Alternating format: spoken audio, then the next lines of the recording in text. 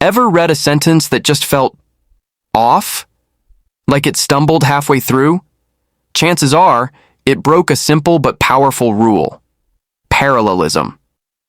Whether you're writing an essay, a resume, or even a social media post, mastering parallelism can make your writing smoother, sharper, and way more persuasive. Stick around. By the end of this video, you'll spot parallel structure mistakes like a pro. Let's get started.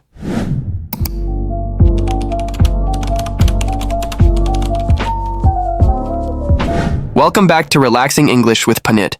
Today we will focus on parallelism. So, what is parallelism? Let's break it down. Parallelism, or parallel structure, is like the rhythm of a great song. It's about using the same grammatical pattern for ideas that have equal importance.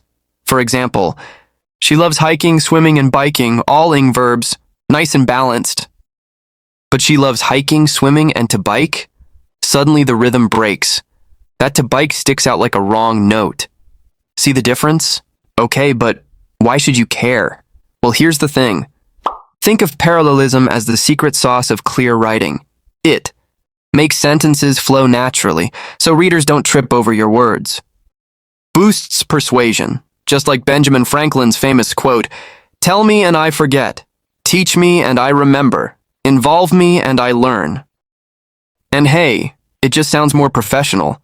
No one ever got hired for a resume that said duties included answering phones, filing reports, and to make coffee. Now, parallelism isn't a one-trick pony. It shows up in three key ways. Parallelism works in three main ways. 1. Words. The movie was funny, engaging, and thought-provoking. All adjectives. 2 phrases. She dreams to travel, to write, and to inspire. All infinitives. 3 clauses. Whether you're right, whether you're wrong, or whether you're just loud. Mixing these, that's when things get messy. And this is where things go wrong. Here's where even native speakers mess up. Check this out. I need to buy milk, eggs, and to bake bread. Wait, why does to bake feel weird? Because buy milk and eggs are short and sweet, then bam, an infinitive crashes the party. Fix I need to buy milk, eggs, and bread, or to buy milk to grab eggs and to bake bread. Balance restored. Guys, look at another example.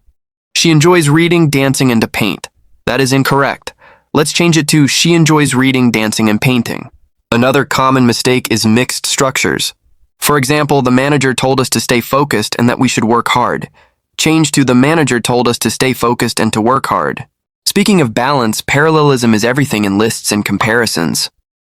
Imagine a job posting. Responsibilities include writing emails, client meetings, and to update files. Yikes.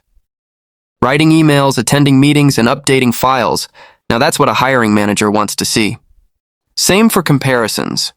She's better at speaking than to write. Nope. Then writing. Ah, harmony. All right, time to put this into action. Let's practice. Pause here and try fixing these. 1. He likes jogging, meditation, and to read books. 2. The course requires attending lectures, completing assignments, and participation in discussions. I'll wait. Got your answers? Let's check. Here's how I would fix them. Here's the fix. 1. He likes jogging, meditating, and reading books. All ing verbs. 2. The course requires attending lectures, completing assignments, and participating in discussions. Boom. Parallel phrases. Did you get it right? Drop a comment below. I'd love to hear from you. So what's the big picture here? Parallelism keeps your writing clean, balanced, and powerful. Whether it's a tweet, a college essay, or a work presentation, match your structures and you'll sound polished every time. And my favorite tip? Read your sentences aloud. If they sound clunky, parallelism is probably the fix. Before you go, if this helped, hit that like button and subscribe for more writing tips. Got a sentence you're struggling with? Drop it in the comments. Let's troubleshoot together. Thanks for watching, and remember, great writing isn't magic. It's just great grammar. See you next time.